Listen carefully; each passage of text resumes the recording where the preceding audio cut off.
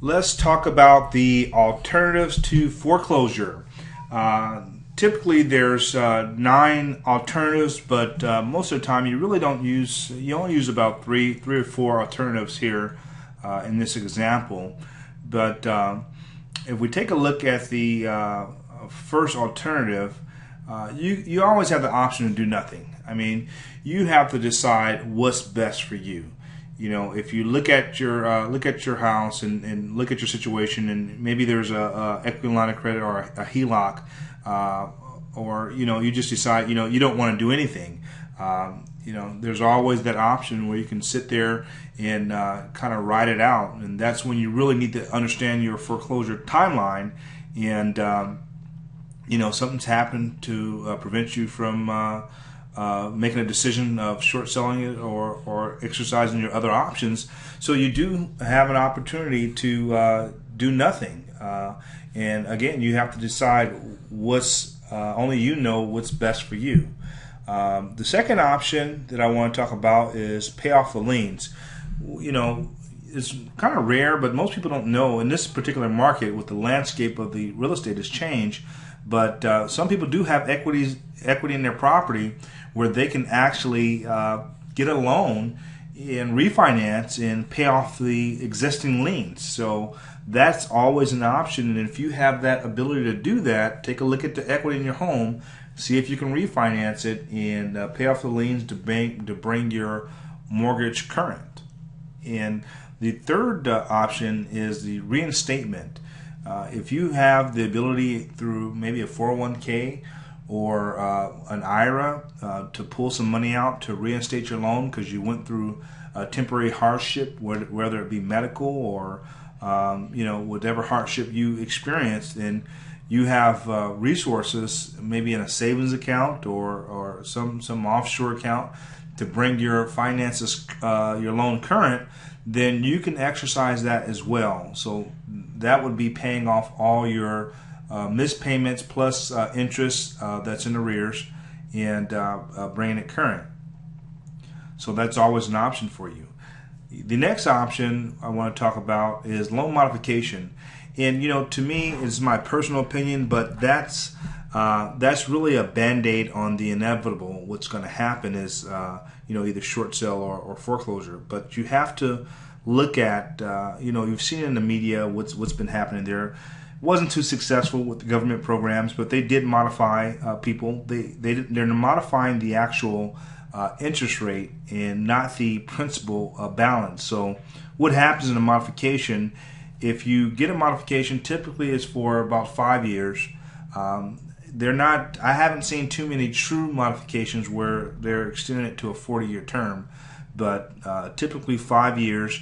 They'll put you on some type of modification program, and what people are looking at is, in 5 years, if you have a $300,000 house and you owe $600,000 on it, it's currently worth $300,000. They're thinking that it's not going to go up, 30% a year, like we experienced that over the last, several years in the upswing market. So typically it'll take them, quite some time to get to that 600,000. So their principal balance is always going to be 600, and it's going to be worth maybe going up 3% a year here in California is what they project that the housing market will increase once we get to that plateau where it's on an upswing. So a loan modification, you have to decide what's good for you too and your family, obviously. If you're looking at it, it doesn't matter what the principal balance is, and that you get the terms that you're looking for as far as the interest rate, because that's what banks are pretty much doing right now. They're negotiating the interest rate and not the terms. Then you want to grow roots where you're at, and you may have kids in the family, and the bank's offering you some type of interest rate modification. Then you take a look at that, and that works for you. Then exercise that as an option for you to stay where you're at. So that's always an option, is the modification. The forbearance, what you see there is typically the bank, what they'll do is give you a trial period. They'll take the amount of money that you're behind, they'll add it to the back of your loan, and then put you on maybe a 3-month trial period, which is called a forbearance, to see how you do with those payments. And what that is just like a precursor to getting a loan modification. So some banks, they flat out just give you the modification, and sometimes they'll put you on a forbearance to see if you can make the payments on time consistently for 3-4 months, sometimes 6 months. And I've even seen a forbearance go a year to make sure that you can make payments and you have secured some type of stability in your finances. So if a forbearance works for you, then pursue that. And a partial claim, I won't really expand on this too much. You really don't see that, especially in this market with there not being any equity in the property. A partial claim is when you go to the second, you're behind on your first, you go to the second, and basically ask them for money to catch up, to reinstate or catch up your second loan, catch up your first loan actually. So that's what a partial claim is. The deed in lieu of foreclosure, this is something that we've seen a lot of people are doing out there. And basically what the deed in lieu is, you actually are just giving the property back to the bank and avoiding the actual foreclosure process with the bank. You're literally just going back and giving the property to the bank and saying, we don't want to go through a foreclosure. Here you go. But there's alternatives prior. I would use that as a last measure or resource before you actually go and just give the property back. There, in a deed in lieu, what happens is the bank will not pursue you after any deficiency judgments. But if you do a proper short sale, they will not pursue you for deficiency, any deficiency judgments as well. So my thing and my feeling about a deficiency or a deed in lieu is that should be the last option that you exercise, because it's reported on your credit as a deed in lieu of foreclosure. And whereas a short sale is, it's reported differently on your credit. The actual bankruptcy, that could be an option. It's always an option. In Chapter 7, what I would imagine that people would be following to release themselves of any debt and liabilities.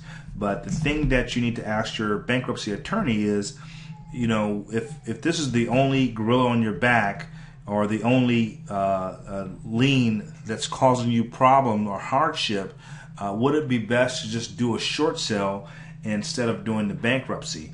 But you have to decide, if that's the best thing for you, because when you do a bankruptcy and you have a foreclosure, I would rather have one black eye instead of two. What people don't realize is when you do a bankruptcy, in order for the bank to convey the property back to themselves, they have to go through a foreclosure. So typically when you file bankruptcy, the bank and you want to dispose of the property, you go through a foreclosure process, but you still have the option of doing a short sale too. So talk to your bankruptcy attorney. They'll be better suited to advise you, but make sure that if at all possible, you leave out of there with one black eye instead of two, and you're able to recover a lot faster if you just had a bankruptcy or if you just had a foreclosure. But if you had both, your recovery process is a little bit longer and has a huge bearing on your credit. A short sale, that's what this website is about. It's a short sale website. I believe you should do a short sale if you're having some sort of hardship and the home itself is a big hardship, and you may not see yourself recovering anytime soon. And you can kind of reestablish yourself and then come back in the marketplace a couple of years later, get some breathing room and come back and purchase again. So these are all alternatives to foreclosure. I hope you take a look at them, and if you have any questions, I hope you go ahead and answer. Click the buttons to the right here, log on your questions, shoot me an email, and I will follow up with you. Okay? Hope all is well. Talk to you soon.